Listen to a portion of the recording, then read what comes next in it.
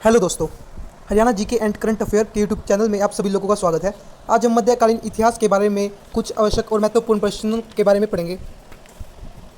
नालंदा विश्वविद्यालय की स्थापना किस गुप्त शासक द्वारा की गई? नालंदा विश्वविद्यालय की स्थापना किस गुप्त शासक द्वारा की गई? कुमार गुप्त फर्स्ट। नालंदा विश्वविद्यालय की स्थापना किस गुप्त शासक द्वारा की गई? कुमार गुप्त फर्स्ट। निम्नलिखित में से दिल्ली का पहला प्रभुता संपन्न सुल्तान कौन था? इल्तुतमिश। जो इल्तुतमिश था वो दिल्ली का पहला प्रभुता संपन्न सुल्तान था।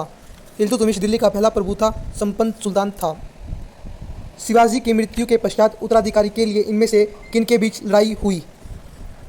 राजाराम एंड संभाजी। शिवाजी की मृत्यु के पश्चात राजाराम और संभाजी उत्तराधिकारी के लिए इनके बीच में लड़ाई हुई थी। अलाउद्दीन खिलजी की बाजार नीति के बारे में निम्नलिखित कथनों पर विचार कीजिए। वह सुल्तान कौन था जिसने खलीफा के अधिकार को मानने से इनकार कर दिया? अलाउद्दीन खिलजी। वह सुल्तान कौन था जिसने खलीफा के अधिकार को मानने से इनकार कर दिया? अलाउद्दीन खिलजी।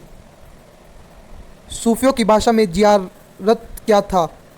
सूफियों की भाषा में जियारत क्या था?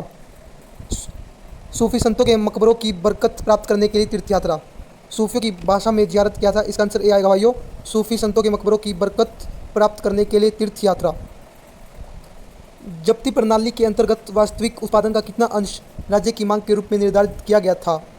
जब्ती प्रणाली के अंतर्गत वास्तविक उत्पादन का कितना अंश राज्य की मांग के रूप में निर्धारित किया गया था? इसका आंसर बी आएगा, 1/3।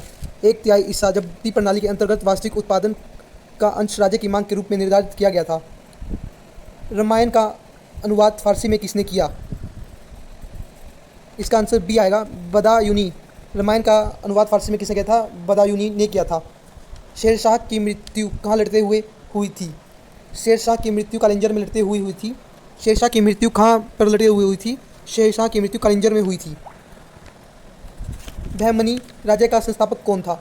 बहमनी। ये क्वेश्चन बहुत ही पेपर में आया हुआ है, इसलिए इस क्वेश्चन को तो रट ही लो। बहमनी राज्य का संस्थापक फिर अलाउद्दीन बहमन शाह था। बहमनी, बहमन तो अलाउद्दीन बहमन शाह। इसको जफर खान भी कहा जाता है। अकबर के एकमात्र किस दरबारी ने दीन-ए इलाही को स्वीकार किया था? इस क्वेश्चन का आंसर मुझे आप दीजिए। रजिया सुल्तान किसकी बेटी थी? इल्तुतमिश की। इसका आंसर ए आएगा, रजिया सुल्तान किसकी बेटी थी? इल्तुतमिश की। रजिया सुल्तान किसकी बेटी थी? इल्तुतमिश की।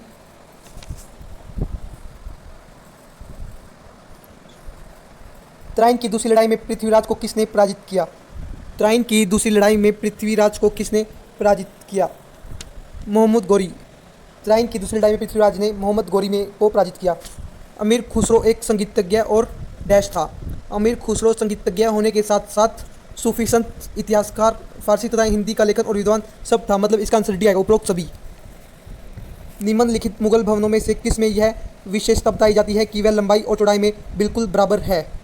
ताजमहल। ताजमहल एक ऐसा मुगल भवन है जिसमें लंबाई और चौड़ाई बिल्कुल बराबर है। ताजमहल एक ऐसी विशेषता है जिसमें लंबाई और चौड़ाई बिल्कुल बराबर है।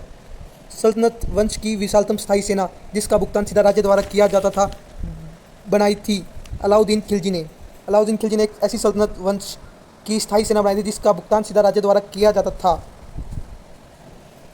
ये टेस्ट 1 था। टेस्ट 2 देखने के लिए हमारे चैनल को लाइक एंड सब्सक्राइब करें। धन्यवाद।